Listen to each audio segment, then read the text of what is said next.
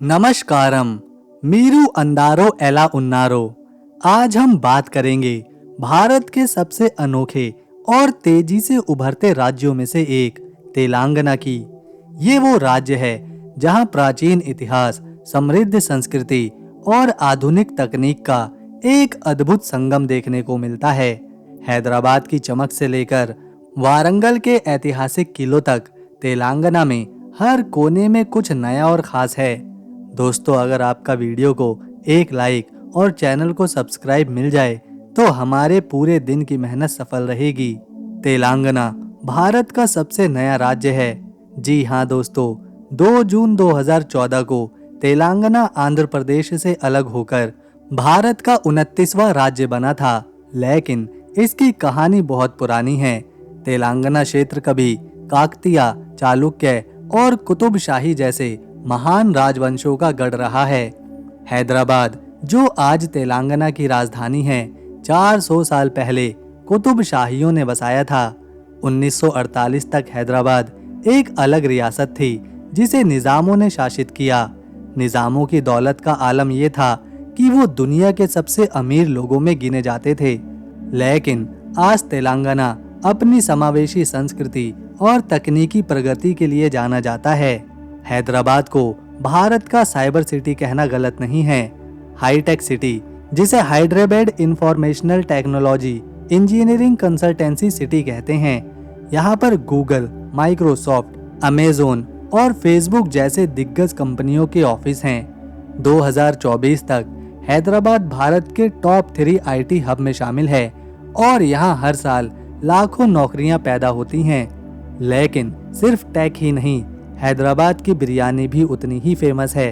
लखनऊ की बिरयानी से लेकर दिल्ली की, कोई भी हैदराबादी बिरयानी का मुकाबला नहीं। यहाँ की ईरानी चाय और कुबानी का मीठा आपको जरूर ट्राई करना चाहिए, ये बहुत ही स्वादिष्ट हैं।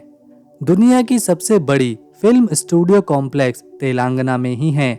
जी हाँ, रामोजी फिल्म सिटी जो हैदराबाद में मौजूद है, गिनीज वर्ल्ड रिकॉर्ड में इसका नाम आता है। ये 2000 एकड़ में फैली हुई है। इस फिल्म सिटी में बाहुबली, RRR और पुष्पा जैसी ब्लॉकबस्टर फिल्मों की शूटिंग हुई है। यहाँ एक दिन में 20 से ज्यादा शूटिंग करी जा सकती हैं और हाँ, आप इसे घूम भी सकते हैं। यहाँ के थीम पार्क और सेट्स आपको बॉलीवुड से लेकर हॉलीवुड तक की दुनिया में लेकर जाएंगे। ये है तेलंगाना का एक प्रमुख शहर वारंगल। वारंगल कभी काकतीय राजवंश की राजधानी था, जो 12वीं सदी से लेकर 14वीं सदी तक यहाँ राज किया करते थे।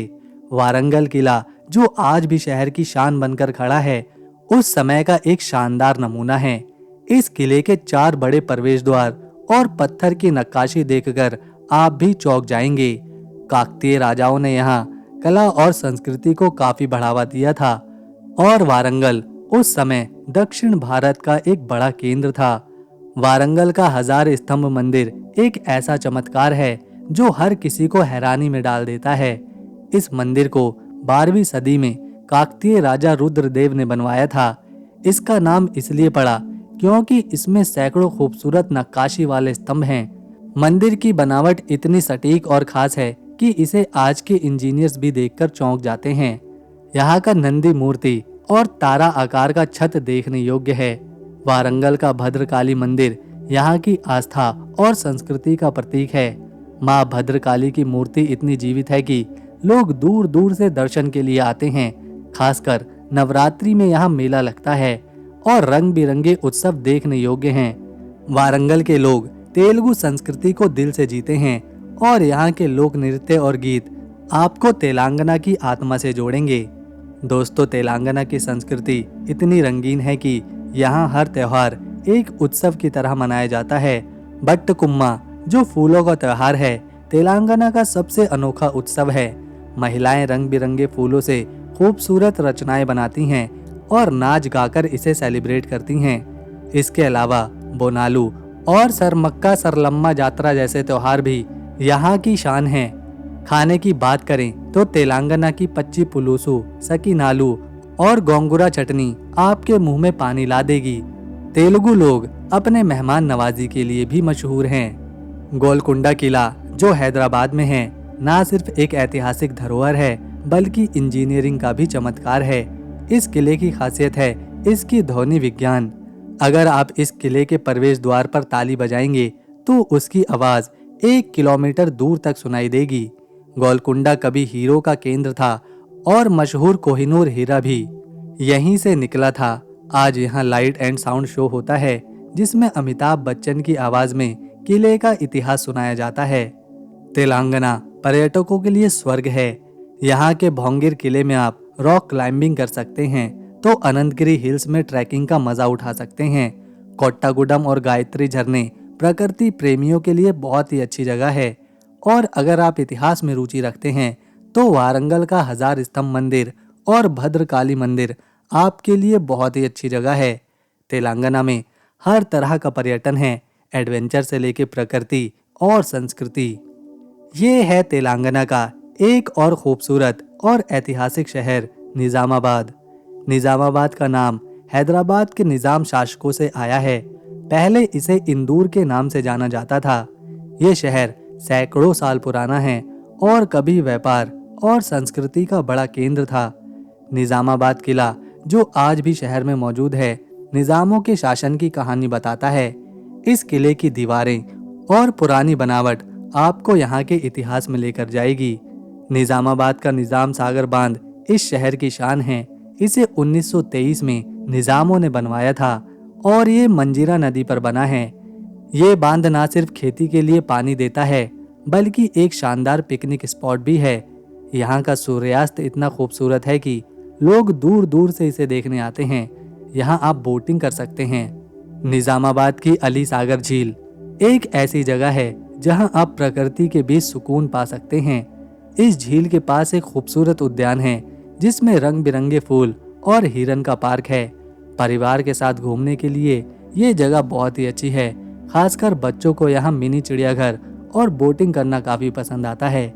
यहाँ का शांत माहौल आपको तरोताजा कर देगा। निजामाबाद को तेलंगाना का धान का कटोरा कहा जाता है क्योंकि यहाँ बहुत सारा चावल और हल्दी उगाई जाती है।